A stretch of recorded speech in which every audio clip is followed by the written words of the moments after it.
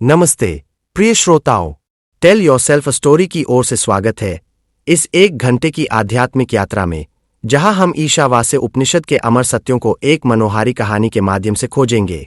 सत्यपुर गांव में वेदांत, एक जिज्ञासु युवा, सत्य की तलाश में निकलता है। स्वामी निरंजन के मार्गदर्शन में वह उपनिषद के गहन सिद्धांतों, परमात्मा की सर्वव्यापकता, विद्या और अविद्या का संतुलन, कर्म और वैराग्य का मेल, आत्म साक्षात्कार और जीवन में सत्य को जीने की कला को समझता है। यह उपनिषद सिखाता है कि संसार परमात्मा से ढका है और प्रत्येक कर्म एक यज्ञ है। वेदांत की यह यात्रा हर उस व्यक्ति को प्रेरित करेगी जो अपने जीवन का गहरा अर्थ खोज रहा है। सत्यपुर के मंदिरों, खेतों और सरोवरों के बीच यह कहानी हमें अपने भीतर के परमात्मा को देखने की दृष्टि देती है। चाहे आप आध्यात्मिक साधक हों या जीवन के रहस्यों को समझने के इच्छुक, यह ऑडियोबुक आपके मन को शांति और हृदय को प्रेरणा देगी। आइए वेदांत के साथ इस सत्य की खोज में डूबे और उपनिषद के सिद्धांतों को अपने जीवन में उतारें। सुनने के लिए तैयार है? तो चलिए शुरू करते हैं। कृपया अपनी राय कमेंट में साझा करें और टेल योरसेल्फ स्टोरी को सब्सक्राइब करें ताकि आप ऐसी और आध्यात्मिक कहानियों का आनंद ले सकें। भाग 1, सत्य की खोज और ईश्वर का आवरण। हिमालय की तलहटी में बसा सत्यपुर गांव प्रकृति और भक्ति का अनोखा संगम था। सुबह की हवा में तुलसी और चंदन की सुगंध घुली थी और मंदिर के घंटों की मधुर ध्वनि गांव को आलिंगन करती थी। गांव के केंद्र में एक प्राचीन शिव मंदिर था, जिसके पास एक विशाल बरगद का पेड़ था, जहां बुजुर्ग जीवन की बातें करते और बच्चे खेलते। खेतों में धान की हरी लहरें नाचती थीं और सरोवर का पानी सूरज की किरणों में चमकता था। इस गांव में रहता था वेदांत, एक युवा जिसका मन साधारण जीवन की सीमाओं से परे सत्य की खोज में भटकता था। वेदांत का जन्म एक साधारण किसान परिवार में हुआ था। उसका पिता हरदयाल खेतों में दिन रात मेहनत करता और माँ सावित्री घर संभालती व मंदिर में फूल चढ़ाती। उसका छोटा भाई गोपाल मासूम और चंचल था, जो मिट्टी से खिलौने और मूर्तियां बनाता। वेदांत बचपन से ही अलग था। जहां गांव के बच्चे नदी में मछलियां पकड़ते या पतंग उड़ाते, वह अपने पिता की पुरानी किताबों में खोया रहता। इन किताबों में वेदों और उपनिषदों के अंश थे, जिनके गहरे अर्थ उसके लिए रहस्यमयी थे। रात में वह अपनी झोपड़ी की छत पर तारों को निहारता और सोचता, यह संसार, ये पहाड़, ये तारे, इन सब का स्रोत क्या है? मेरा जीवन केवल खेती और परिवार तक सीमित क्यों है? एक सुबह वेदांत ने अपनी मां को आंगन में तुलसी के पौधे को पानी देते देखा। सावित्री के चेहरे पर शांति थी, मानो वह भगवान से बात कर रही हो।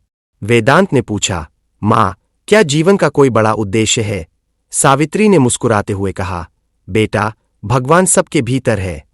जो तू खोज रहा है वह तुझमें ही है। वेदांत ने विचार किया, अगर भगवान मेरे अंदर है तो मैं उन्हें क्यों नहीं देख पाता?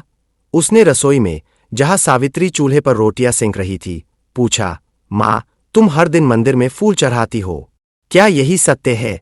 सावित्री ने कहा, यह मेरी भक्ति है बेटा। अपने कर्म भगवान को समर्पित करने से मन शांत होता है। वेदांत अपने पिता के पास खेत में गया। हरदयाल बैलों के साथ हल चला रहे थे, पसीने से भीगे पर चेहरे पर संतोष था। वेदांत ने पूछा, पिताजी, आप इतनी मेहनत करते हैं, क्या आपने कभी सत्य को जाना?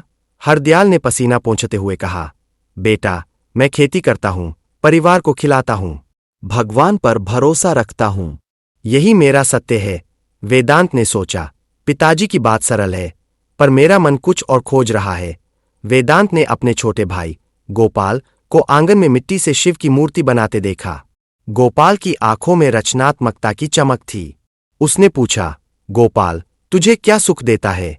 गोपाल ने मासूमियत से कहा, भैया, मैं मूर्तियां बनाता हूं, मां को दिखाता हूं, वह खुश होती है तो मुझे सुख मिलता है। वेदांत ने सोचा, गोपाल की सादगी में सत्य की झलक है, शायद सत्य इतना जटिल नहीं है।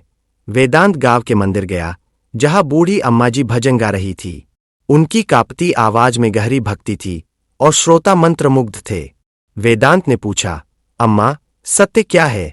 अम्मा जी ने मुस्कुराते हुए कहा, बेटा, सत्य को जानने के लिए स्वामी निरंजन से मिल। वे पास के आश्रम में आए हैं। उनकी बातें मन को शांत करती है। वेदांत का मन उत्साह से भर गया। उसने घर लौटकर मां से कहा, मां, मैं आश्रम जाना चाहता हूं, सावित्री ने उसका माथा चूमा और बोली, जा बेटा, सत्य की खोज पवित्र है। अगली सुबह वेदांत तैयार हुआ। उसने एक सादा कुर्ता पहना, अपने झोले में रोटियां, पानी की मटकी और एक पुराना पन्ना रखा जिसमें उपनिषद का मंत्र लिखा था। वह गांव के पथरीले रास्तों से निकला। रास्ते में वह बाजार से गुजरा जहां सुबह की हलचल शुरू हो रही थी। एक फूलवाली अपनी टोकरी में गेंदे और चमेली के फूल सजा रही थी।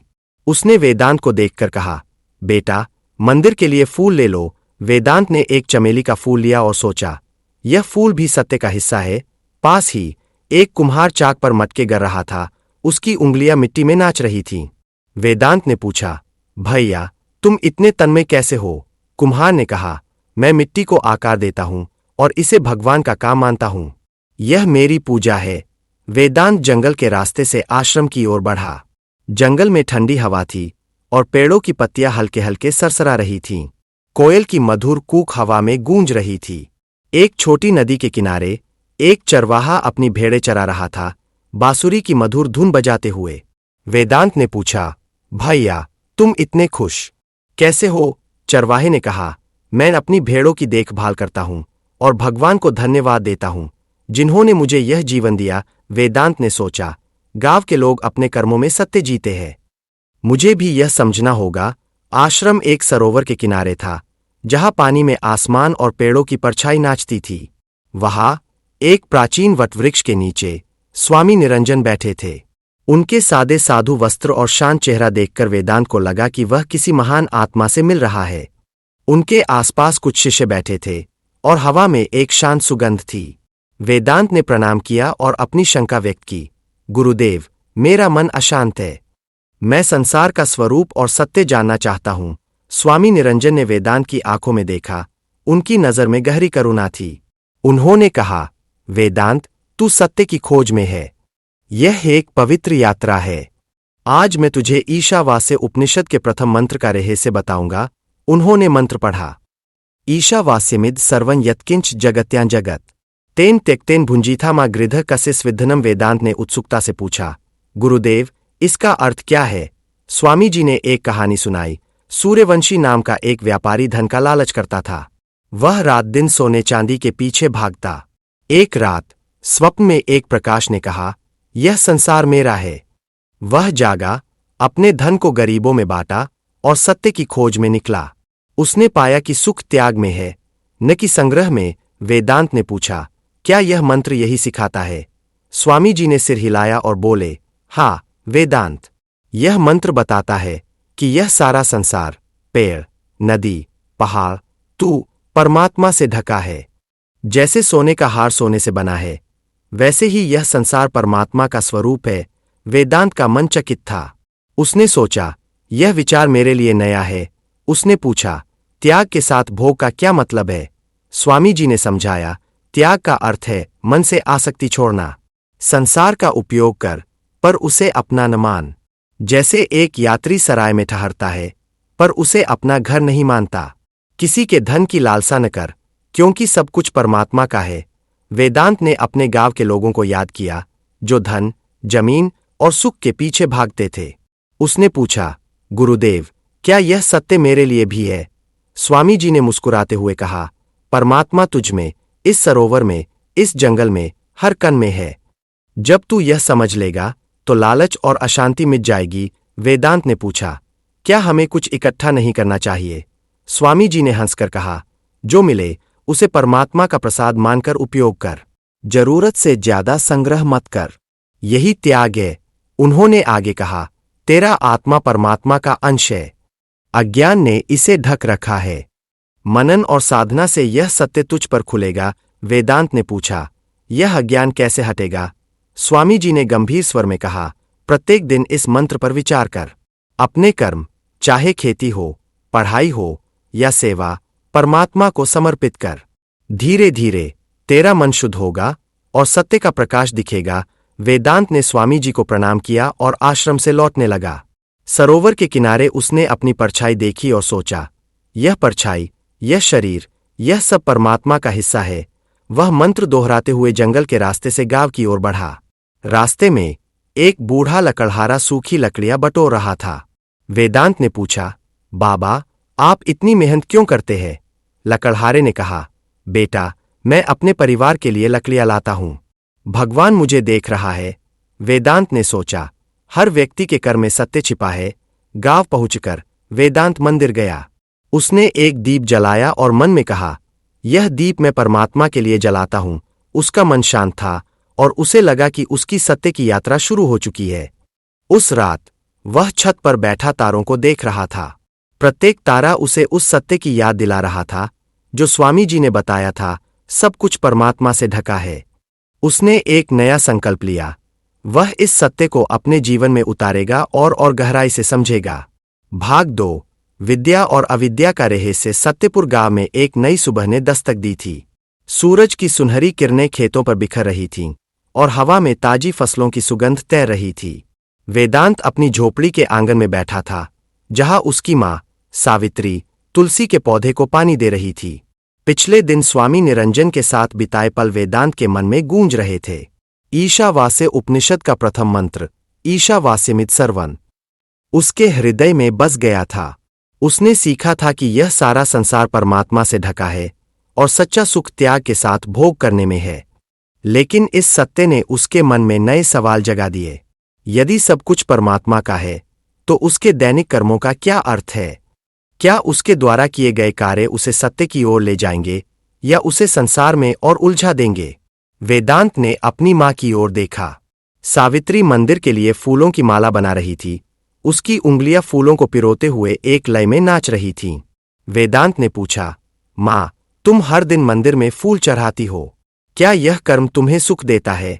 सावित्री ने मुस्कुराते हुए कहा, बेटा, मैं यह फूल भगवान को अर्पित करती हूं। यह मेरा कर्तव्य है। सुख इस बात में है कि मैं अपने काम को भगवान के लिए करती हूं। वेदांत ने सोचा, शायद मां के इस कार्य में भी उपनिषद का सत्य छिपा है, लेकिन मैं इसे कैसे समझूं? वह अपने पिता हरदयाल के पास गया, जो खेत में हल चला रहे थे। पसीने से तरबतर हरदयाल ने वेदांत को देखा और कहा, क्या बात है बेटा, आज फिर कोई सवाल मन में घूम रहा है? वेदांत ने हिचकिचाते हुए कहा, पिताजी, मैंने स्वामी जी से सीखा कि सब कुछ ईश्वर का है, लेकिन हमारे कर्म, खेती, घर का काम, मंदिर की सेवा, ये हमें सत्य की ओर ले जाते हैं या संसार में बांधते हैं? हरदयाल ने हंसकर कहा, वेदांत, मैं तो बस इतना जानता हूं कि मेहनत करो और भगवान को याद रखो, बाकी तो वही जानता है। वेदांत को लगा कि उसके पिता की सादगी में गहरा सत्य छिपा है, लेकिन उसे और स्पष्टता चाहिए थी। उसने फैसला किया कि वह फिर से आश्रम जाएगा। उसने अपना झोला उठाया, जिसमें उसने वही पुराना पन्ना रखा जिसमें उपनिषद का मंत्र लिखा था। वह गांव के रास्तों से निकला, जहां बच्चे पतंग उड़ा रहे थे और बुजुर्ग मंदिर की सीढ़ियों पर बैठकर बातें कर रहे थे। रास्ते में वह गांव के बाजार से गुजरा। वहां एक फलवाला अपनी टोकरी में ताजे आम सजा रहा था और उसकी आवाज गूंज रही थी, आम लो, मीठे आम। एक कुम्हार अपनी चाक पर मटके गर रहा था और उसकी मेहनत में एक अनोखी लय थी। वेदांत ने सोचा, ये लोग अपने कर्म में इतने डूबे हैं, क्या उनके कर्म भी परमात्मा को समर्पित है, जैसा स्वामी जी ने कहा था? जंगल के रास्ते पर वेदांत ने एक बूढ़े साधु को देखा, जो एक पेड़ के नीचे ध्यानमग्न था। साधु के चेहरे पर ऐसी शांति थी, मानो वह संसार से परे किसी लोक में विचर रहा हो। वेदांत ने उनके पास जाकर प्रणाम किया और पूछा, महात्मा, आप यहां अकेले ध्यान क्यों करते हैं? क्या संसार के कर्म आपको बंधन में नहीं डालते? साधु ने आंखें खोली और मुस्कुराते हुए कहा, बेटा, कर्म बंधन तभी बनता है जब तुम उसे अपना मानते हो। मैं यहां ध्यान करता हूं, पर यह भी मेरा कर्म है जो मैं भगवान को अर्पित करता हूं। वेदांत को साधु की बात में स्वामी जी की शिक्षा की झलक दिखी। वह आगे बढ़ा और जल्द ही आश्रम के सामने पहुंच गया। आश्रम वही शांत सरोवर के किनारे था, जहां पानी में आसमान और वटवृक्ष की परछाई नाच रही थी। स्वामी निरंजन एक चट्टान पर बैठे थे। उनके हाथ में एक प्राचीन पांडुलिपि थी। उनके आसपास कुछ शिष्य बैठे थे, जो उनकी बातें सुन रहे थे। वेदांत ने प्रणाम किया और अपनी शंका व्यक्त की, गुरुदेव, मैंने आपके पिछले उपदेश पर मनन किया। मैं समझ गया हूं कि सब कुछ ईश्वर से ढका है और हमें त्याग के साथ भोग करना चाहिए। लेकिन मेरे कर्मों का क्या वे मुझे सत्य की ओर ले जाएंगे या मुझे संसार में बांधेंगे। स्वामी निरंजन ने वेदांत की ओर देखा। उनकी आंखों में करुणा और ज्ञान का मेल था। उन्होंने कहा, वेदांत, तुम्हारा प्रश्न गहरा है। कर्म और सत्य के बीच का रिश्ता समझने के लिए हमें ईशावास्य उपनिषद के एक और मंत्र की ओर जाना होगा। यह मंत्र विद्या और अविद्या के रहस्य को खोलता है। आओ, मैं तुम्हें एक कहानी सुनाता हूं जो इस सत्य को जीवंत कर देगी। वेदांत उत्सुकता से स्वामी जी के पास बैठ गया। स्वामी निरंजन ने कहानी शुरू की। कभी एक नगर में दो भाई रहते थे, विवेक और अविवेक। विवेक का मन हमेशा आत्मा के सत्य को खोजने में लगा रहता था। वह वेदों का अध्ययन करता, ध्यान करता और परमात्मा की खोज में डूबा रहता था। दूसरी ओर अविवेक संसार के सुखों में डूबा था। वह धन, यश और भौतिक सुखों की खोज में भटकता था। एक दिन दोनों भाई एक तीर्थ यात्रा पर निकले। रास्ते में उन्हें एक ऋषि मिले, जिन्होंने कहा, विवेक, तुम विद्या की खोज में हो जो तुम्हें आत्मा के सत्य तक ले जाएगी, और अविवेक, तुम अविद्या के पीछे भाग रहे हो जो तुम्हें संसार में बांधता है। लेकिन क्या तुम जानते हो कि ये दोनों मार्ग एक ही सत्य की ओर ले जा सकते हैं, यदि तुम उन्हें सही ढंग से समझ लो? वेदांत ने उत्साह से पूछा, गुरुदेव, यह विद्या और अविद्या क्या है? क्या वे एक दूसरे के विरोधी है? स्वामी जी ने मुस्कुराते हुए कहा, वेदांत, इस सवाल का जवाब ईशावास्य उपनिषद का 10वां मंत्र देता है। सुनो। उन्होंने मंत्र का उच्चारण किया। विद्या चाविद्या च यस्तद्वेदोऽभिहंसः अविद्या मृत्यु तीर्थवा विद्यामृतमश्नुते। इसका अर्थ है, स्वामी जी ने समझाया, जो व्यक्ति विद्या और अविद्या दोनों को एक साथ जान लेता है, वह अविद्या के द्वारा मृत्यु को पार करता है और विद्या के द्वारा अमरत्व प्राप्त करता है। वेदांत का मन उलझन में पड़ गया। गुरुदेव, यह कैसे संभव है? विद्या और अविद्या तो एक दूसरे के विपरीत है।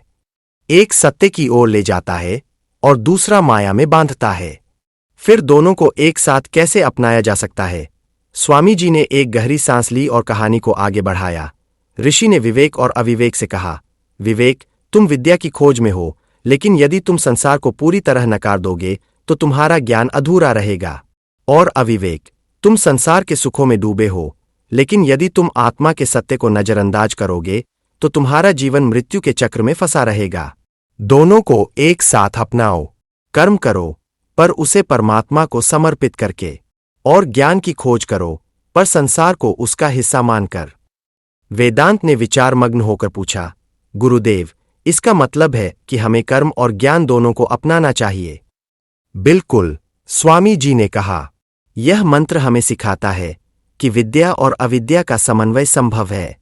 अविद्या का अर्थ है संसार का ज्ञान, कर्म, कर्तव्य और भौतिक जीवन। यह तुम्हें मृत्यु के भय से मुक्त करता है, क्योंकि कर्म करने से तुम जीवन के दायित्वों को पूरा करते हो। लेकिन यदि तुम केवल अविद्या में डूबे रहोगे तो तुम सत्य से दूर रहोगे। विद्या अर्थात आत्मज्ञान तुम्हें उस परम सत्य तक ले जाता है जो अमरत्व है। वेदांत ने सोचा, यह तो बहुत जटिल है। उसने पूछा, गुरुदेव, क्या इसका कोई सरल उदाहरण है? स्वामी जी ने मुस्कुराते हुए कहा, वेदांत, एक नाविक की कल्पना करो। वह नदी को पार करना चाहता है। नदी का प्रवाह अविद्या है, वह उसे बहा ले जा सकता है। लेकिन नाव विद्या है जो उसे पार ले जाती है। यदि वह केवल नाव पर बैठे और नदी को नजरअंदाज करे तो वह किनारे नहीं पहुंचेगा, और यदि वह केवल प्रवाह के साथ बहे तो वह डूब जाएगा। उसे दोनों का उपयोग करना होगा। नाव को चलाने के लिए प्रवाह का सहारा लेना होगा, पर नाव पर नियंत्रण रखना होगा। वेदांत का मन कुछ खुलने लगा। स्वामी जी ने आगे कहा, उपनिषद का यह मंत्र कहता है कि विद्या और अविद्या में कोई विरोध नहीं है, यदि तुम उन्हें शास्त्र के आधार पर समझो। शास्त्र हमें सिखाते हैं कि कर्म और ज्ञान एक दूसरे के पूरक है। कर्म तुम्हें संसार में जीने की शक्ति देता है और ज्ञान तुम्हें उस संसार के परे ले जाता है। वेदांत ने अपने गांव के जीवन को याद किया। वह सोचने लगा कि कैसे लोग दिन रात धन और सुख के पीछे भागते हैं, बिना यह समझे कि उनका असली स्वरूप क्या है। और कुछ साधु जो केवल ध्यान में डूबे रहते हैं, शायद संसार के कर्तव्यों को भूल जाते हैं। वह बोला, गुरुदेव, इसका मतलब है कि हमें संतुलन बनाना होगा। हाँ वेदांत, स्वामी जी ने कहा, जीवन एक संतुलन है। तुम्हें अपने कर्तव्यों का पालन करना है, पर यह जानते हुए कि तुम आत्मा हो, न कि यह शरीर या मन। विद्या तुम्हें यह समझ देती है कि तुम परमात्मा का अंश हो, और अविद्या तुम्हें संसार में कार्य करने की शक्ति देती है। वेदांत ने पूछा, गुरुदेव, क्या मैं इस संतुलन को अपने जीवन में ला सकता हूं? स्वामी जी ने हंसते हुए कहा, वेदांत, यह यात्रा आसान नहीं है, पर असंभव भी नहीं। प्रत्येक दिन जब तुम अपने कर्तव्यों को निभाओ, यह सोचो कि तुम परमात्मा के लिए कार्य कर रहे हो, और प्रत्येक रात अपने आत्मा पर मनन करो। धीरे धीरे तुम विद्या और अविद्या का समन्वय समझ जाओगे। वेदांत ने स्वामी जी को प्रणाम किया और आश्रम से लौटने लगा। रास्ते में वह एक किसान को खेत में काम करते देखा। उसने सोचा, यह किसान अपने कर्म में डूबा है। यदि वह यह समझ ले कि वह परमात्मा के लिए काम कर रहा है, तो उसका कर्म भी विद्या बन जाएगा। उसे अपने जीवन में एक नया दृष्टिकोण मिला। वह गांव पहुंचा, और उस रात जब वह अपनी छत पर बैठा, उसने तारों को देखा। उसे लगा कि प्रत्येक तारा विद्या और अविद्या का संदेश दे रहा है, चमकते हुए पर संसार के अंधेरे में। उसने ठान लिया कि वह इस संतुलन को अपने जीवन में उतारेगा। भाग 3, कर्म और वैराग्य का संतुलन। सत्यपुर गांव में सुबह की शांति को चिड़ियों की चहचहाट और मंदिर के घंटों की मधुर ध्वनि ने भर दिया था। वेदांत अपने घर के आंगन में बैठा था, जहां उसकी माँ सावित्री तुलसी के पौधे के चारों ओर मिट्टी को समतल कर रही थी। पिछले कुछ दिनों में वेदांत का मन एक नई रोशनी से भर गया था। स्वामी निरंजन के उपदेशों ने उसे सिखाया था कि यह सारा संसार परमात्मा से ढका है, और विद्या, आत्मज्ञान व अविद्या, सांसारिक ज्ञान का समन्वय ही सत्य की ओर ले जाता है। लेकिन अब एक नया प्रश्न उसके मन में उभर रहा था। यदि मैं अपने कर्तव्यों को निभाऊं, तो क्या वे मुझे संसार में बांधेंगे? और यदि मैं वैराग्य अपनाऊं, तो क्या मुझे अपने कर्म छोड़ देने चाहिए? वेदांत ने अपनी माँ की ओर देखा, जो अब मंदिर के लिए फूलों की माला गूंथ रही थी। उसकी उंगलियां फूलों को पिरोते हुए एक लय में चल रही थीं, और उसके चेहरे पर एक शांत मुस्कान थी। वेदांत ने पूछा, माँ, तुम हर दिन मंदिर में फूल चढ़ाती हो, घर संभालती हो, क्या ये कर्म तुम्हें बंधन में नहीं डालते? सावित्री ने पलटकर देखा और कहा, बेटा, मैं यह सब भगवान के लिए करती हूं। जब मन में यह भाव होता है कि यह सब उसी का है, तो कर्म बोझ नहीं बनता। वेदांत ने सोचा, माँ की बात में सत्य है, लेकिन मुझे इसका गहरा अर्थ समझना होगा। वह अपने पिता हरदयाल के पास गया, जो खेत में बैलों के साथ हल चला रहे थे। पसीने से भीगे हरदयाल ने वेदांत को देखा और हंसते हुए कहा, क्या बात है बेटा, फिर कोई नया सवाल? वेदांत ने कहा, पिताजी, मैं समझ गया हूं कि सब कुछ ईश्वर का है, और कर्म व ज्ञान का संतुलन जरूरी है। लेकिन मैं अपने दैनिक काम, खेती, घर की जिम्मेदारियां को कैसे करूं कि वे मुझे बंधन में न डाले? हरदयाल ने कंधे उचकाए और बोले, बेटा, मैं तो खेती करता हूं क्योंकि यह मेरा कर्तव्य है। भगवान को याद रखता हूं, और बस, बाकी तो वही जानता है। वेदांत को अपने पिता की सादगी में गहराई दिखी, लेकिन उसे और स्पष्टता चाहिए थी। वेदांत ने फैसला किया कि वह स्वामी निरंजन के पास जाएगा। उसने अपना झोला उठाया, जिसमें उसने पानी की मटकी, कुछ रोटियां और वह पुराना पन्ना रखा जिसमें उपनिषद का मंत्र लिखा था। वह गांव के रास्तों से निकला। रास्ते में वह मंदिर के पास से गुजरा, जहां गांव की बूढ़ी अम्मा जी भजन गा रही थीं। उनकी आवाज में ऐसी भक्ति थी कि वेदांत कुछ देर रुक गया। उसने अम्मा जी से पूछा, अम्मा, आप हर दिन भजन गाती है, क्या यह कर्म आपको सुख देता है? अम्मा जी ने मुस्कुराते हुए कहा, बेटा, यह भजन मेरा भगवान को धन्यवाद है। मैं गाती हूं क्योंकि यह मेरा कर्तव्य है। सुख तो उसी की कृपा है। वेदांत ने सोचा, शायद अम्मा जी भी वही सत्य जी रही है जो स्वामी जी सिखाते हैं। वह जंगल के रास्ते से आश्रम की ओर बढ़ा। जंगल में हवा ठंडी थी, और पेड़ों की पत्तियां हल्के हल्के सरसरा रही थीं। रास्ते में एक छोटी नदी मिली, जिसके किनारे एक मछुआरा अपनी जाल बुन रहा था। वेदांत ने उससे पूछा, भैया, तुम दिन रात मेहनत करते हो, क्या तुम्हें कभी लगता है कि यह सब व्यर्थ है? मछुआरे ने हंसकर कहा, बेटा, मैं मछलियां पकड़ता हूं, अपने परिवार को खिलाता हूं, यह मेरा काम है। भगवान ने मुझे यह जिम्मेदारी दी है, तो मैं करता हूं। वेदांत को लगा कि गांव के हर व्यक्ति में उपनिषद का सत्य कहीं न कहीं झलकता है, पर उसे इसे पूरी तरह समझने के लिए स्वामी जी की जरूरत थी। आश्रम पहुंचकर वेदांत ने देखा कि स्वामी निरंजन सरोवर के किनारे एक चट्टान पर बैठे हैं। उनके आसपास कुछ शिष्य बैठे थे, और हवा में एक शांत सुगंध तैर रही थी। स्वामी जी के हाथ में वही प्राचीन पांडुलिपि थी जिसे वे अक्सर पढ़ते थे। वेदांत ने प्रणाम किया और अपनी शंका व्यक्त की। गुरुदेव, मैंने आपके उपदेशों से सीखा कि सब कुछ ईश्वर का है और विद्या व अविद्या का संतुलन सत्य की ओर ले जाता है। लेकिन मेरे दैनिक कर्म, खेती, परिवार की देखभाल, क्या ये मुझे संसार में बांधेंगे? क्या मुझे इन्हें छोड़कर वैराग्य अपनाना चाहिए? स्वामी निरंजन ने वेदांत की ओर देखा। उनकी आंखों में गहरी करुणा थी। उन्होंने कहा, वेदांत, तुम्हारा प्रश्न हर उस साधक के मन में उठता है जो सत्य की खोज में है। कर्म और वैराग्य का रिश्ता समझने के लिए हमें ईशावास्य उपनिषद के एक और गहरे संदेश की ओर जाना होगा। यह संदेश हमें सिखाता है कि कर्म बंधन नहीं बल्कि मुक्ति का मार्ग हो सकता है यदि उसे सही भाव से किया जाए। आओ, मैं तुम्हें एक कहानी सुनाता हूं। वेदांत उत्सुकता से स्वामी जी के पास बैठ गया।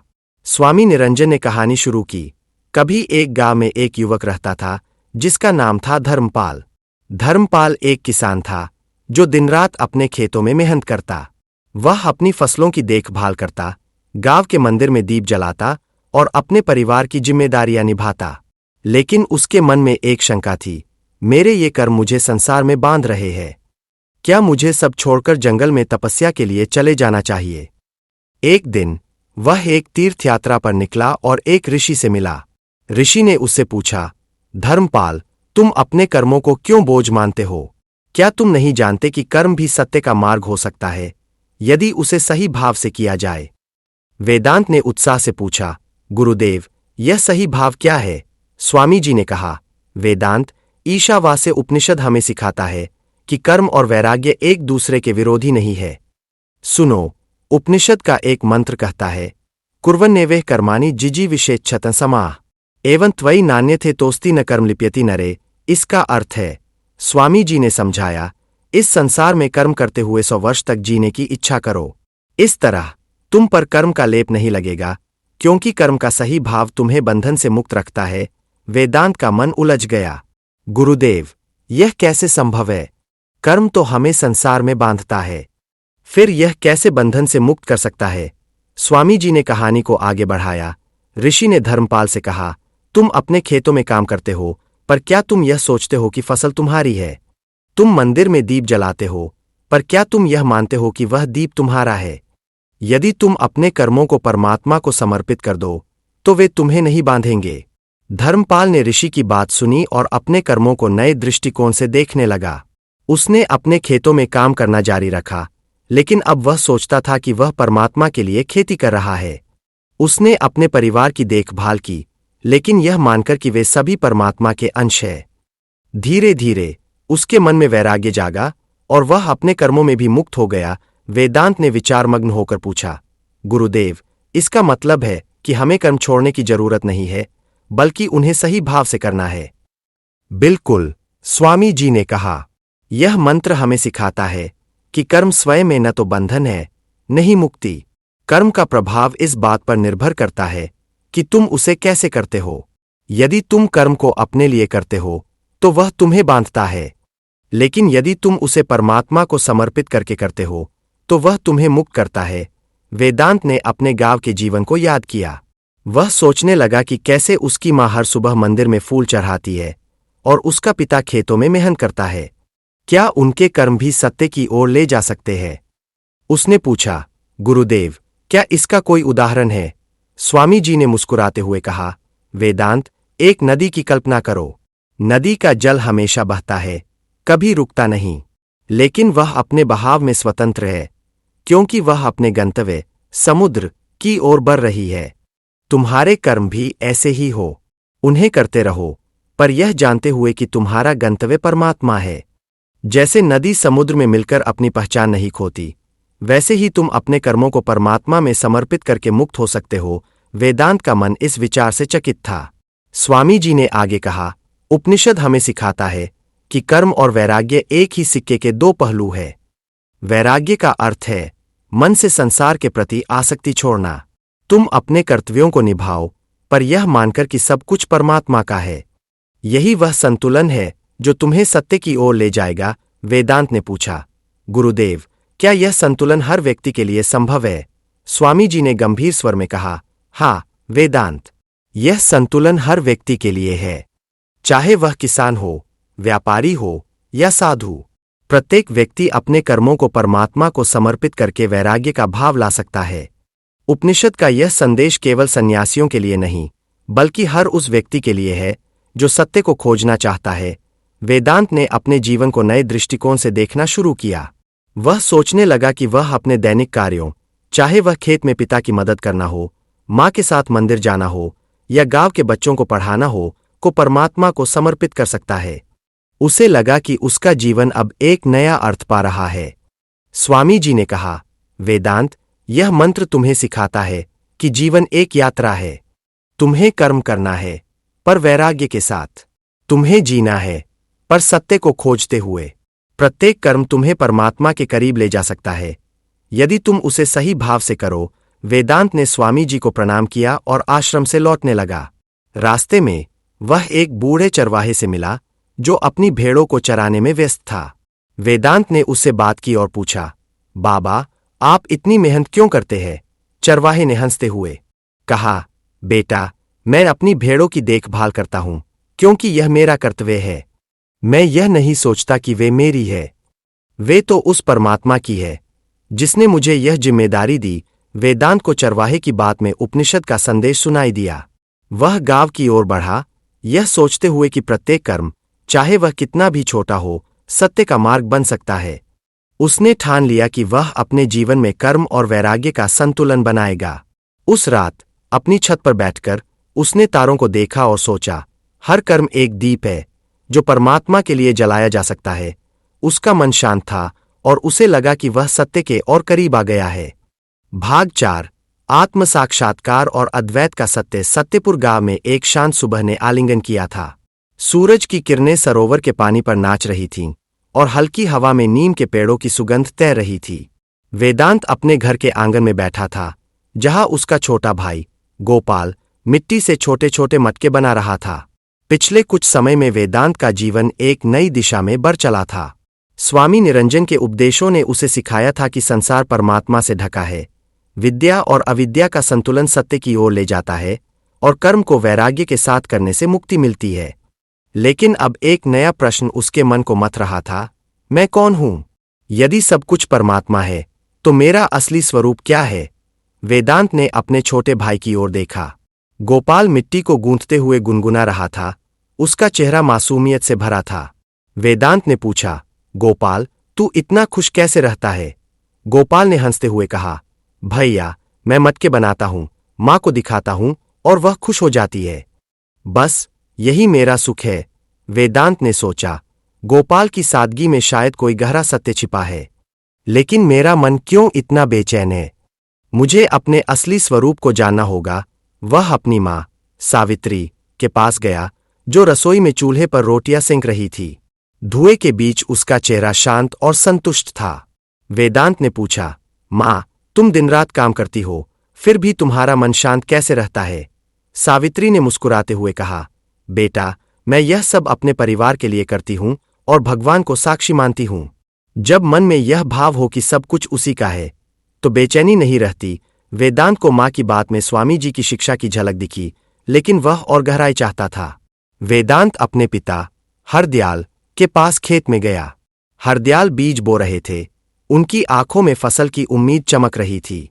वेदांत ने पूछा, पिताजी, आप इतनी मेहनत करते हैं, क्या आपको कभी लगता है कि आपका असली स्वरूप इस मेहनत से बड़ा है? हरदयाल ने माथे का पसीना पोंछा और बोले, बेटा, मैं तो एक किसान हूं। मेरी मेहनत मेरे परिवार को खिलाती है, इससे ज्यादा मुझे क्या जानना है? वेदांत ने सोचा, पिताजी की बात ठीक है, लेकिन मेरा मन कुछ और खोज रहा है। मुझे स्वामी जी से मिलना होगा। वेदांत ने अपना झोला उठाया, जिसमें उसने पानी की मटकी, कुछ रोटियां और वह पुराना पन्ना रखा जिसमें उपनिषद का मंत्र लिखा था। वह गांव के रास्तों से निकला। रास्ते में वह मंदिर के पास रुका, जहां अम्मा जी भजन गा रही थीं। उनकी आवाज में ऐसी भक्ति थी कि वेदांत कुछ देर सुनता रहा। उसने अम्मा जी से पूछा, अम्मा, क्या आपको कभी लगता है कि आप भगवान का हिस्सा है? अम्मा जी ने हंसकर कहा, बेटा, भगवान तो सब में है। मैं भजन गाती हूं क्योंकि वह मुझ में बोलता है। वेदांत को लगा कि अम्मा जी की सादगी में गहरा सत्य छिपा है। वह जंगल के रास्ते से आश्रम की ओर बढ़ा। जंगल में सुबह की ओस पत्तियों पर चमक रही थी और कोयल की कूक हवा में गूंज रही थी। रास्ते में एक बूढ़ा लकड़हारा मिला जो सूखी लकड़ियां बटोर रहा था। वेदांत ने उससे पूछा, बाबा, आप इतनी मेहनत करते हैं, क्या आपको कभी लगता है कि आपका असली स्वरूप इस मेहनत से परे है? लकड़हारे ने गहरी सांस ली और बोले, बेटा, मैं लकड़ियां बटोरता हूं क्योंकि यह मेरा काम है। लेकिन रात को जब मैं चांद को देखता हूं, मुझे लगता है कि मैं उसका हिस्सा हूं। वेदांत को उसकी बात में एक गहरी बात महसूस हुई। आश्रम पहुंचकर वेदांत ने देखा कि स्वामी निरंजन सरोवर के किनारे एक वटवृक्ष के नीचे बैठे हैं। उनके आसपास कुछ शिष्य थे और हवा में एक शांत सुगंध थी। स्वामी जी के हाथ में एक माला थी जिसे वे धीरे धीरे जप रहे थे। वेदांत ने प्रणाम किया और अपनी शंका व्यक्त की, गुरुदेव, मैंने आपके उपदेशों से सीखा कि संसार परमात्मा से ढका है। कर्म और ज्ञान का संतुलन जरूरी है और कर्म को वैराग्य के साथ करना चाहिए। लेकिन अब मैं अपने असली स्वरूप को जानना चाहता हूं। मैं कौन हूं? यदि सब कुछ परमात्मा है तो मेरा अस्तित्व क्या है? स्वामी निरंजन ने वेदांत की ओर देखा। उनकी आंखों में एक गहरी चमक थी। उन्होंने कहा, वेदांत, तुम्हारा प्रश्न सत्य की खोज का सबसे गहरा प्रश्न है। अपने असली स्वरूप को जानने के लिए हमें ईशावास्य उपनिषद के उस सत्य की ओर जाना होगा जो आत्म साक्षात्कार और अद्वैत का रहस्य खोलता है। आओ, मैं तुम्हें एक कहानी सुनाता हूं जो इस सत्य को जीवंत कर देगी। वेदांत उत्सुकता से स्वामी जी के पास बैठ गया। स्वामी निरंजन ने कहानी शुरू की। कभी एक जंगल में एक साधक रहता था जिसका नाम था चैतन्य। चैतन्य दिन रात ध्यान करता, पर उसे लगता था कि वह परमात्मा से अलग है। एक दिन वह एक प्राचीन मंदिर में गया जहां एक ऋषि ध्यानमग्न थे। चैतन्य ने पूछा, महात्मा, मैं परमात्मा को कैसे पाऊं? ऋषि ने मुस्कुराते हुए कहा, चैतन्य, तू जो खोज रहा है वह तुझ में ही है। जैसे समुद्र में लहरें अलग दिखती है पर वे समुद्र का ही हिस्सा है, वैसे ही तू परमात्मा से अलग नहीं है। चैतन्य ने मनन किया और धीरे धीरे उसे आत्म साक्षात्कार हुआ कि उसका आत्मा और परमात्मा एक है। वेदांत ने उत्साह से पूछा, गुरुदेव, क्या यह अद्वैत का सत्य है? स्वामी जी ने सिर हिलाया और बोले, हाँ वेदांत, ईशावास्य उपनिषद हमें सिखाता है कि आत्मा और परमात्मा में कोई भेद नहीं है। यह संसार, यह प्रकृति, यह सब परमात्मा का स्वरूप है। तेरा आत्मा उस परम चेतना का अंश है जो सर्वत्र व्याप्त है। वेदांत का मन उलझ गया। गुरुदेव, यदि मैं परमात्मा का अंश हूं तो मुझे यह अलगाव क्यों महसूस होता है? मैं अपने आप को इस शरीर, इस मन, इस गांव तक सीमित क्यों मानता हूं? स्वामी जी ने एक गहरी सांस ली और बोले, वेदांत, यह अलगाव अज्ञान के कारण है। जैसे एक स्वप्न में तू अपने आप को एक यात्री मानता है जो भटक रहा है, पर जागने पर तुझे पता चलता है कि तू अपने घर में ही था। उसी तरह यह संसार एक स्वप्न है और तेरा आत्मा उस परम सत्य का हिस्सा है। अज्ञान का यह पर्दा हटाने के लिए आत्म साक्षात्कार चाहिए। वेदांत ने पूछा, गुरुदेव, यह आत्म साक्षात्कार कैसे होगा? स्वामी जी ने कहानी को आगे बढ़ाया। ऋषि ने चैतन्य से कहा, अपने मन को शांत कर। प्रत्येक दिन अपने आत्मा पर मनन कर। पूछ, मैं कौन हूं? यह शरीर नहीं, यह मन नहीं, यह विचार नहीं। जो शेष रहता है वही तेरा असली स्वरूप है। चैतन्य ने ऐसा ही किया। उसने ध्यान में डूबकर अपने आत्मा को खोजा और एक दिन उसे साक्षात्कार हुआ कि वह और परमात्मा एक है। उसका भय, उसका अलगाव, सब मिट गया। वेदांत ने विचारमग्न होकर पूछा, गुरुदेव, क्या यह सत्य हर व्यक्ति के लिए संभव है? स्वामी जी ने कहा, हाँ वेदांत, उपनिषद का यह संदेश हर उस व्यक्ति के लिए है जो सत्य को खोजना चाहता है। आत्म साक्षात्कार का मार्ग कठिन है पर असंभव नहीं। यह ध्यान, मनन और साधना से प्राप्त होता है। तुझे अपने कर्म करते रहना है, पर यह जानते हुए कि तू आत्मा है, न कि यह शरीर। वेदांत ने अपने गांव के जीवन को याद किया। वह सोचने लगा कि कैसे लोग अपने आप को अपने काम, अपने परिवार, अपने धन तक सीमित मानते हैं। उसने पूछा, गुरुदेव, क्या इसका कोई सरल उदाहरण है? स्वामी जी ने मुस्कुराते हुए कहा, वेदांत, इस सरोवर को देखो। इसका पानी शांत है और उसमें आसमान की परछाई दिखती है। क्या परछाई आसमान से अलग है? नहीं, वह उसका ही प्रतिबिंब है। उसी तरह तेरा आत्मा परमात्मा का प्रतिबिंब है। जब तू अपने मन के विकारों को हटा देगा तो तुझे यह सत्य स्पष्ट दिखेगा।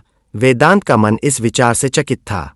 स्वामी जी ने आगे कहा, उपनिषद हमें सिखाता है कि संसार की माया हमें अलगाव का भ्रम देती है, लेकिन जब तू यह समझ लेगा कि सब कुछ एक है तो तेरा डर, तेरा लालच, तेरा दुख सब मिट जाएगा। वेदांत ने पूछा, गुरुदेव, मैं इस सत्य को अपने जीवन में कैसे उतारूं? स्वामी जी ने गंभीर स्वर में कहा, वेदांत, प्रत्येक दिन अपने कर्मों को परमात्मा को समर्पित कर, अपने आत्मा पर मनन कर, ध्यान में बैठ और अपने असली स्वरूप को खोज। धीरे धीरे तुझे साक्षात्कार होगा कि तू और परमात्मा एक है। वेदांत ने स्वामी जी को प्रणाम किया और आश्रम से लौटने लगा। रास्ते में वह सरोवर के किनारे रुका।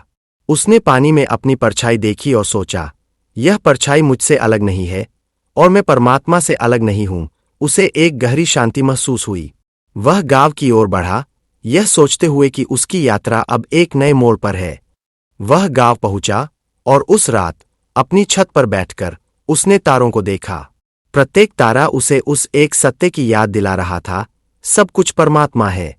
उसने ठान लिया कि वह आत्म साक्षात्कार की इस यात्रा को पूरी निष्ठा से पूरा करेगा। भाग 5, उपनिषद के सत्य का व्यावहारिक जीवन।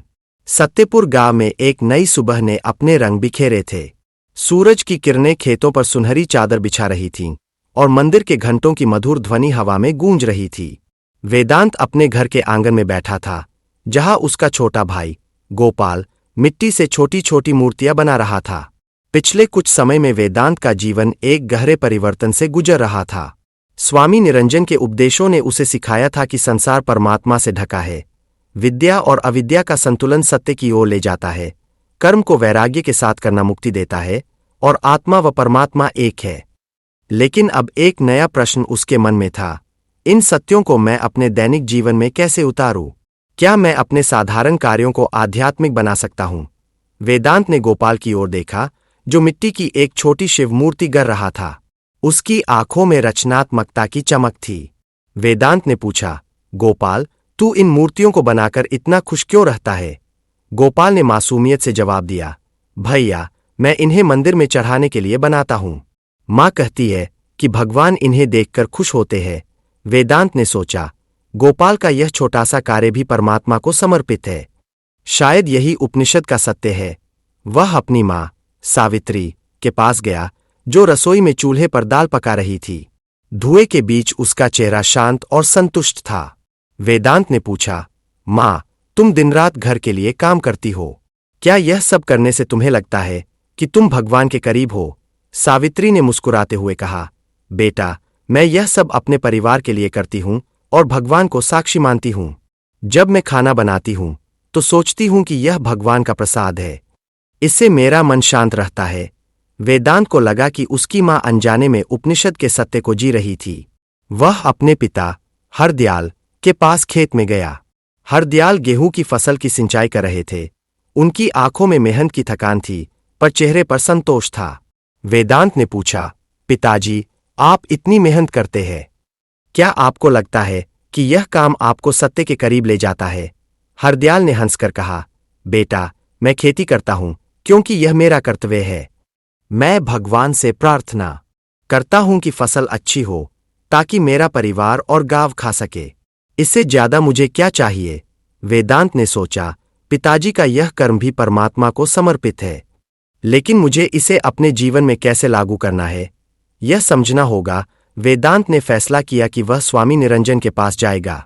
उसने अपना झोला उठाया, जिसमें उसने पानी की मटकी, कुछ रोटियां और वह पुराना पन्ना रखा जिसमें उपनिषद के मंत्र लिखे थे। वह गांव के रास्तों से निकला। रास्ते में वह मंदिर के पास रुका, जहां बूढ़ी अम्मा जी भजन गा रही थीं। उनकी आवाज में ऐसी भक्ति थी कि वेदांत कुछ देर सुनता रहा। उसने पूछा, अम्मा, आप हर दिन भजन गाती है, क्या यह आपके जीवन को सार्थक बनाता है? अम्मा जी ने कहा, बेटा, यह भजन मेरा भगवान को धन्यवाद है। जब मैं गाती हूं तो लगता है कि वह मेरे साथ है। वेदांत ने सोचा, अम्मा जी का यह भजन भी एक आध्यात्मिक कर्म है। वह जंगल के रास्ते से आश्रम की ओर बढ़ा। जंगल में सुबह की ओस अभी भी पत्तियों पर चमक रही थी और कोयल की मधुर ध्वनि हवा में तैर रही थी। रास्ते में एक चरवाहा अपनी भेड़ों को चरा रहा था। उसकी बांसुरी की धुन जंगल को जीवंत कर रही थी। वेदांत ने उससे पूछा, भैया, तुम दिन रात भेड़ों की देखभाल करते हो, क्या यह काम तुम्हें सुख देता है? चरवाहे ने हंसकर कहा, बेटा, ये भेड़ें मेरे लिए भगवान की दी हुई जिम्मेदारी है। मैं इनकी देखभाल करता हूं और भगवान मेरी देखभाल करते हैं।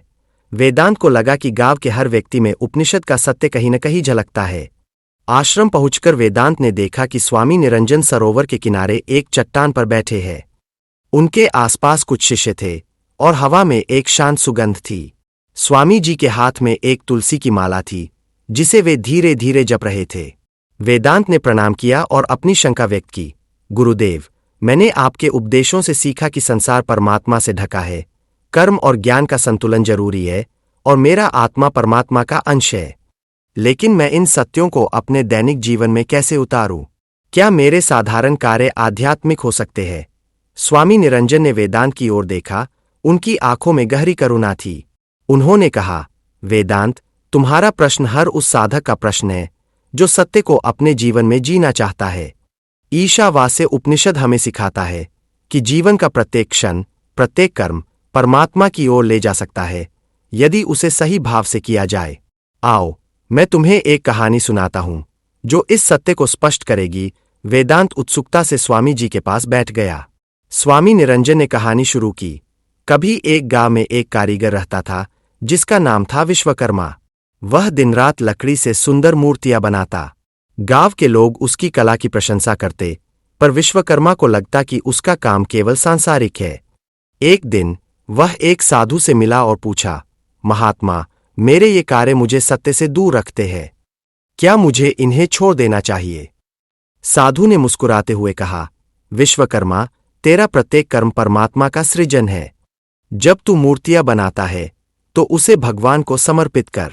जब तू अपने परिवार को खिलाता है तो उसे भगवान का प्रसाद मान। इस तरह तेरा हर कर्म आध्यात्मिक बन जाएगा। वेदांत ने उत्साह से पूछा, गुरुदेव, क्या इसका मतलब है कि मेरा हर काम आध्यात्मिक हो सकता है? स्वामी जी ने सिर हिलाया और बोले, हाँ वेदांत, उपनिषद हमें सिखाता है कि जीवन का कोई भी कार्य छोटा नहीं है यदि वह परमात्मा को समर्पित हो। चाहे वह खेती हो, भोजन बनाना हो या भजन गाना हो, हर कर्म में परमात्मा का दर्शन हो सकता है। वेदांत का मन उलझ गया। गुरुदेव, लेकिन मेरे दैनिक कार्य इतने साधारण हैं। खेत में काम करना, घर की जिम्मेदारियां निभाना, ये कैसे सत्य की ओर ले जा सकते हैं? स्वामी जी ने कहानी को आगे बढ़ाया। साधु ने विश्वकर्मा से कहा, जब तू लकड़ी को तराशता है तो सोच कि तू परमात्मा की सृष्टि को सजा रहा है। जब तू अपने बच्चों को खिलाता है तो सोच कि तू परमात्मा को भोजन अर्पित कर रहा है। इस तरह तेरा हर कर्म एक यज्ञ बन जाएगा। विश्वकर्मा ने ऐसा ही किया। उसने अपने प्रत्येक कार्य को परमात्मा को समर्पित करना शुरू किया और धीरे धीरे उसका मन शांत और आनंदित हो गया। वेदांत ने विचारमग्न होकर पूछा, गुरुदेव, इसका मतलब है कि मुझे अपने कार्यों का स्वरूप बदलने की जरूरत नहीं है, बल्कि उनके पीछे का भाव बदलना है? बिल्कुल, स्वामी जी ने कहा। उपनिषद हमें सिखाता है कि कर्म का परिणाम उसके भाव पर निर्भर करता है। जब तू अपने कार्यों को परमात्मा को समर्पित करता है तो वे तुझे बंधन में नहीं डालते, बल्कि मुक्ति की ओर ले जाते हैं। यह वह व्यावहारिक सत्य है जो हर व्यक्ति अपने जीवन में उतार सकता है। वेदांत ने अपने गांव के जीवन को याद किया। वह सोचने लगा कि कैसे उसकी मां खाना बनाते समय भगवान को याद करती है और उसका पिता खेत में मेहनत को भगवान की कृपा मानता है। उसने पूछा, गुरुदेव, क्या इसका कोई सरल उदाहरण है? स्वामी जी ने मुस्कुराते हुए कहा, वेदांत, इस सरोवर को देखो। इसका पानी सबको जीवन देता है, पेड़ों को, पशुओं को, मनुष्यों को। लेकिन यह पानी अपने लिए कुछ नहीं मांगता। तू भी अपने कर्मों को ऐसा ही बना। उन्हें दूसरों के लिए कर, परमात्मा को समर्पित करके, बिना फल की इच्छा के। वेदांत का मन इस विचार से चकित था। स्वामी जी ने आगे कहा, उपनिषद हमें सिखाता है कि जीवन का प्रत्येक क्षण एक अवसर है। चाहे तू खेत में बीज बो रहा हो या मंदिर में दीप जला रहा हो, हर कार्य में परमात्मा का दर्शन कर। यह वह सत्य है जो तुझे आनंद और शांति देगा। वेदांत ने पूछा, गुरुदेव, मैं यह भाव अपने जीवन में कैसे लाऊं? स्वामी जी ने गंभीर स्वर में कहा, वेदांत, प्रत्येक दिन सुबह उठकर यह संकल्प कर कि तेरा हर कार्य परमात्मा को समर्पित है। जब तू खेत में काम करे तो सोच कि तू परमात्मा की सृष्टि की सेवा कर रहा है।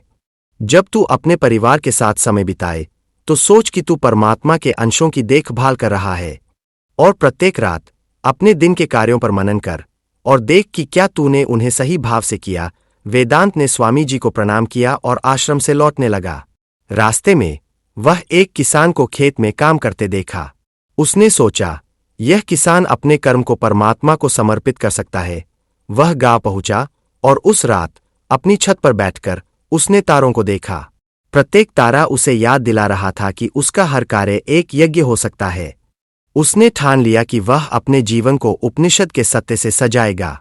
वह अगले दिन सुबह मंदिर गया और एक दीप जलाया। उसने सोचा, यह दीप मैं परमात्मा के लिए जलाता हूं। उसे लगा कि उसका जीवन अब एक नए अर्थ से भर गया है। भाग 6, सत्य का समापन और प्रेरणा। सत्यपुर गांव में संध्या की शांति थी। सूरज पहाड़ों के पीछे डूब रहा था और मंदिर के घंटों की ध्वनि हवा में गूंज रही थी। वेदांत अपने घर की छत पर बैठा था, तारों को निहारते हुए। उसका मन शांत था, क्योंकि स्वामी निरंजन के उपदेशों ने उसे ईशावास्य उपनिषद के सत्य सिखाए थे। संसार परमात्मा से ढका है। विद्या और अविद्या का संतुलन सत्य की ओर ले जाता है। कर्म वैराग्य के साथ मुक्ति देता है। आत्मा परमात्मा का अंश है और हर कार्य आध्यात्मिक हो सकता है। अब वह सोच रहा था, मेरी यात्रा का अंत क्या है? मैं इन सत्यों को अपने गांव तक कैसे पहुंचाऊं? वेदांत ने अपनी मां सावित्री से पूछा, जो फूलों की माला गूंथ रही थी। मां, तुम्हारा मन हमेशा शांत क्यों रहता है?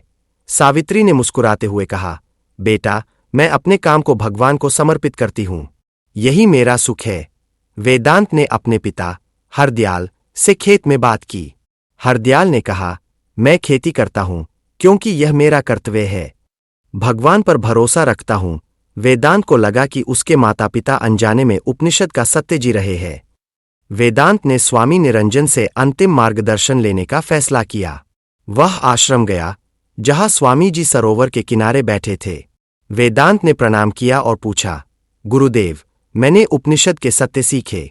अब मैं इन्हें अपने जीवन और गांव में कैसे जीऊं? स्वामी जी ने कहा, वेदांत, तेरा जीवन ही तेरा संदेश है। अपने कर्मों को परमात्मा को समर्पित कर और दूसरों को प्रेरित कर। स्वामी जी ने एक कहानी सुनाई। एक गांव में सत्यदेव नाम का व्यक्ति अपने कर्मों को भगवान को अर्पित करता। जब गांव में मुश्किल आई, उसने लोगों को एकजुट किया और उनके कर्मों से समृद्धि लौटी। उसका जीवन सत्य का दीपक बना। वेदांत ने पूछा, गुरुदेव, क्या यही उपनिषद का संदेश है? स्वामी जी ने सजाया, हाँ, उपनिषद सिखाता है कि जीवन एक यज्ञ है। तेरा हर कर्म, हर विचार परमात्मा को समर्पित हो। वेदांत ने पूछा, मैं यह दूसरों तक कैसे पहुंचाऊं? स्वामी जी ने मुस्कुराते हुए कहा, बड़े शब्दों की जरूरत नहीं। तेरा निस्वार्थ कर्म, तेरा शांत मन सबको प्रेरित करेगा। जैसे दीपक चुपके से रोशनी देता है, वैसे तू सत्य फैला। वेदांत गांव लौटा और अपने जीवन को बदलने लगा। वह खेतों में पिता की मदद करता, सोचता कि वह परमात्मा की सृष्टि की सेवा कर रहा है। मां के साथ मंदिर में फूल चढ़ाता, मानता कि यह परमात्मा का प्रसाद है। उसने बच्चों को पढ़ाना शुरू किया, उन्हें सिखाया कि उनके छोटे कार्य भी भगवान को समर्पित हो सकते हैं। एक दिन गांव की सभा में लोगों ने वेदांत से पूछा, तू इतना शांत कैसे है? वेदांत ने कहा, मैंने सीखा कि सब कुछ परमात्मा का है। अपने कर्म भगवान को अर्पित करो, शांति मिलेगी। उसकी बातें गांव में फैलीं। लोग मंदिर में भजन गाने लगे, अपने कार्यों को सत्य से जोड़ने लगे। सत्यपुर अब सत्य का प्रतीक बन गया। उस रात वेदांत छत पर बैठा तारों को देख रहा था। उसने एक दीप जलाया और सोचा, मेरा जीवन अब परमात्मा का यज्ञ है। उसकी यात्रा पूरी हुई थी और वह सत्य का दीपक बन चुका था।